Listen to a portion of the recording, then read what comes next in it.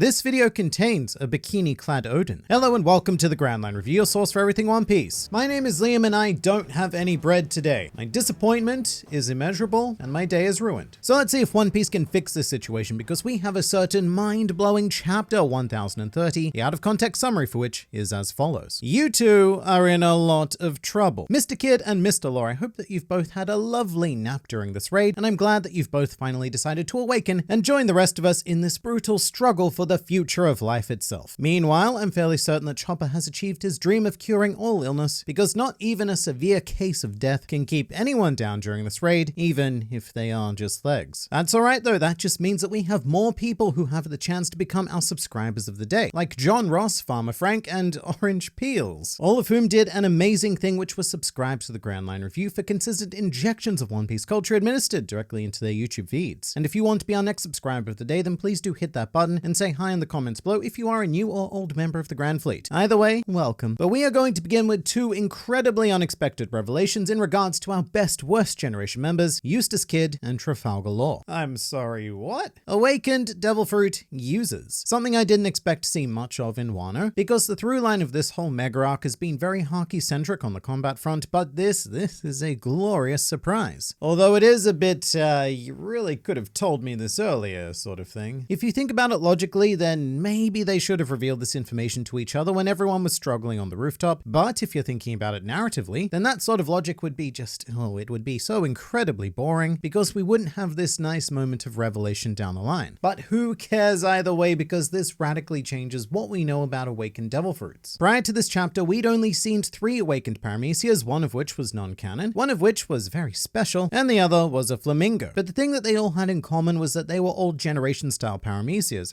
except for Tesoro actually. He didn't generate gold, he only manipulated it, so let's just forget about him. He doesn't exist anyway, he doesn't matter, he's gone. But we saw Doflamingo and Katakuri's devil fruits have very similar effects, now able to extend their abilities to the environment around them. However, Kid and Law have very different style of paramecia fruits. In Law's case, he naturally affects the environment around him via creating a room, and Kid plays with metal, which means that they were both very unlikely to have a similar awakening effect to Doflamingo and Katakuri, and it's really great to finally have confirmation of different awakening paths in the paramecia class. So Kid, in the inverse of being able to make himself magnetic, now has the option of affecting other living beings. And there's some very interesting potential with what he's done to Big Mom. I mean, firstly, let's just note that Kid has done the impossible by actually making Big Mom phenomenally attractive. But secondly, I have it on good authority that most bombs contain some form of metal. And if there's one thing we have a lot of on Onigashima, it is bombs. And if there was a convincing way of actually defeating Big Mom, then I think that coming into contact with Kaido's entire stockpile of weapons would be a pretty alright option. The thing is, setting them off also happens to kill everyone on Onigashima, so it would require a lot of odd shenaniganry, but maybe, just maybe, these explosives will serve a grander purpose than just existing for the sake of escalating a threat. Because we were already going to kill plenty of people just by dropping Onigashima on the flower capital, so adding all of the bombs into that, it felt slightly redundant at the time, but you know what, let's just go with it. As for Law, his awakening is it's a bit weird, which I suppose was to be expected because his fruit is already quite unique. Although I have to say I'm not entirely convinced with the name of his new ability, Kroom. Except I guess in Japanese it would be pronounced Kurumu, which, I don't know, something about it sounds filthy. It's one of those things that I'm sure sounds so much cooler in Japanese than it does in English, although with that said, the ability itself looked pretty amazing. There's this magnificent panel of Law coating his sword in the Kurumu, which got me pretty hyped. And then seeing him actually manage to strike and damage Big Mom was incredibly satisfying. I was going to say it was amazing to see him penetrate Big Mom, but then I thought, no, let's be serious about our goofy pirate comic. And of course, it resulted in her bleeding as well, which is extraordinarily rare. This may be the most damaging attack we have ever seen Big Mom take in the series to date, actually. Now, these awakenings do come with huge drawbacks for Kid and Law, of course, taking much stamina, energy, life stuff, whatever. The general narrative reasoning an author needs to give as to why they don't just use these abilities all the time. And in retrospect, I think this gives a lot more credit to characters like Doflamingo and Katakuri, because they use their awakening so often and so casually that it didn't seem to visibly drain their stamina at all. But then again, it could also have to do with their differing type of awakening. One thing that I think we can all agree on is that even after all of these attacks, this is obviously not the end of Big Mom. And given that Kid and Law have just exhausted an incredible amount of energy performing these attacks, it's looking like they're going to be really pushed to the limit if they are going to defeat her. Because in terms of raw power, it feels like they're probably out of options right now, and it may very well be up to sheer cleverness to fix the situation, that or finding more allies to help. And speaking of alliances, the second most intriguing part of this chapter to me was the whole discussion between Drake and Apu, which just firstly, it is nice to see you both again, and where the crap have you been? But I'm enjoying the potential of a Drake-Apu alliance because it would be a nice twist. Of all of the characters to form this sort of relationship, I would have thought that these two had no chance. In fact, in regards to Apu, I thought that he would maybe be the one taking on the Hawkins role. If any Worst Generation member was going to be beaten, my money would have been on Apu because of his loud, arrogant nature and probably thinking that Kaido was undoubtedly the winning side. But that whole situation has been flipped on me big time, and it turns out that Apu actually has a keen sense of what's happening here. And I love that because that is the kind of ambition I want to see from the Worst Generation, and it also potentially creates a fourth faction of chaos on the island. The big question is, will Drake go along with it? And the answer is a very solid maybe. I still feel like I see Drake ultimately siding with Luffy because he seems like a pretty good guy, and Apu, well, he seems like a complete and utter bunglenut. But I do like that Apu is preparing to betray the Beast Pirates, and I continue to love that he saw through what was happening on the island, whereas Hawkins, with all of his supposed clairvoyance, could not. Alright, let's get into the very light and fluffy topic of death. I'm predicting that there are going to be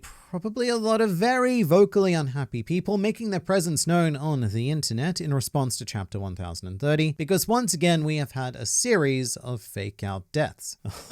Oh, people are going to hate this. Which I find really fascinating, because to be disappointed by the revelation that Kinemon, Kiku, and Kanjuro were alive, which I think we're going to start calling the Will of K, but to be disappointed by that, you actually needed to believe that they were dead in the first place, which I definitely did not, and I said as much when it happened in chapter 1015.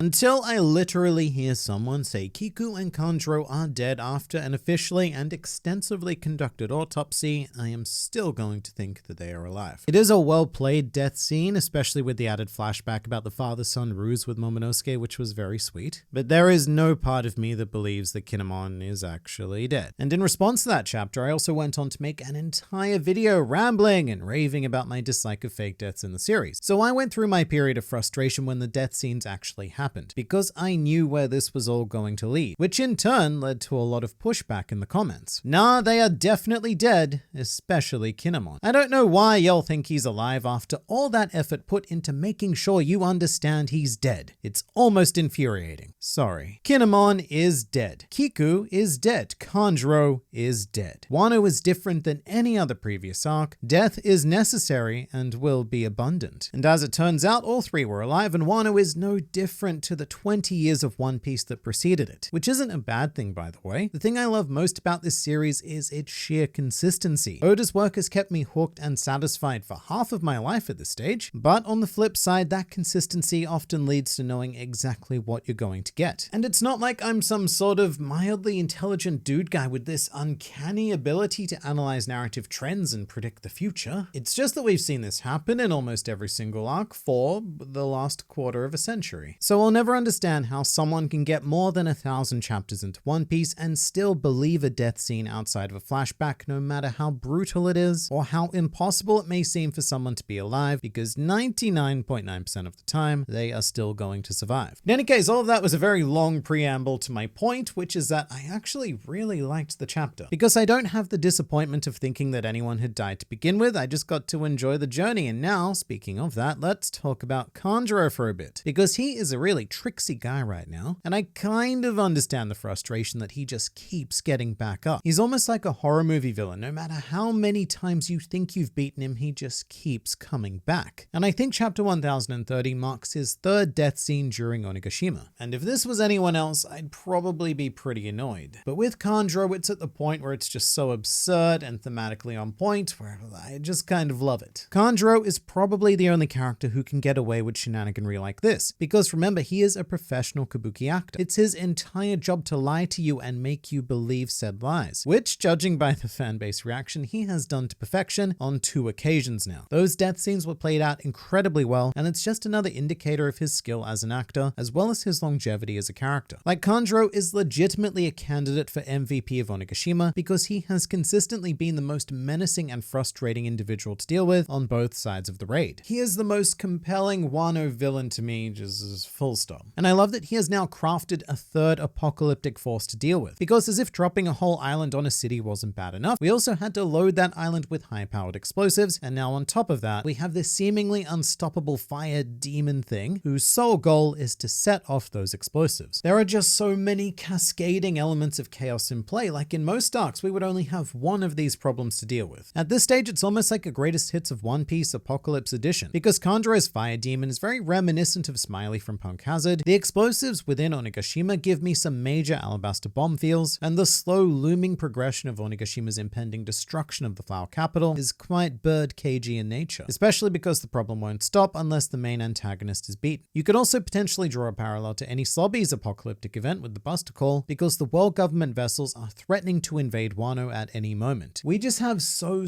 many problems to deal with here, all of which we faced before, but never all at once. And this chapter also emphasizes how much of what's happening isn't due to the Alliance, but more to do with the mistakes of Kaido and the Beast Pirates. If Kaido had not tried to kill Orochi, then this layer of added chaos would not be here causing problems for everyone. It was just such an arrogant and unnecessary move, much like Queen with the whole ice zombie thing. They believe that they are invulnerable, which means that they make these objectively poor decisions, thinking that there will be no consequences because, oh, I'm a big fat cyborg dinosaur, and which in the end makes the concept of bringing down an emperor much more realistic, because it's not solely due to the firepower and strategy of the Alliance, but also due to the innate flaws of our antagonists. Also, during chapter 1030, we had a big catch-up montage where we saw a great collective of panels featuring the monster trio. And I love this half page so much because it's like a dream come true. On one page, we have Sanji versus Queen, Zoro versus King, and Luffy versus Kaido, all one-on-one. This is the sort of thing that I have been waiting for Wano to build towards, and seeing our monster trio taking on our Beast Pirate monster trio is one of those moments where the progress of the Straw Hats is fully visible. They have come so incredibly far, and they are this one obstacle away from being some of the most infamous and well-respected pirates in the world. Also in this catch-up, CP0 have emerged from their sedentary positions and are on the move somewhere. I imagine that they're seeking out Robin, and I am very excited at the potential of seeing them in action. We've never really seen CP0 do like anything, so just watching them actively moving, even if it is a casual stroll, is somehow pretty damn hype. As is this next video, because there is always more to learn, explore, and experience in this wonderful series, so I look forward to seeing you there.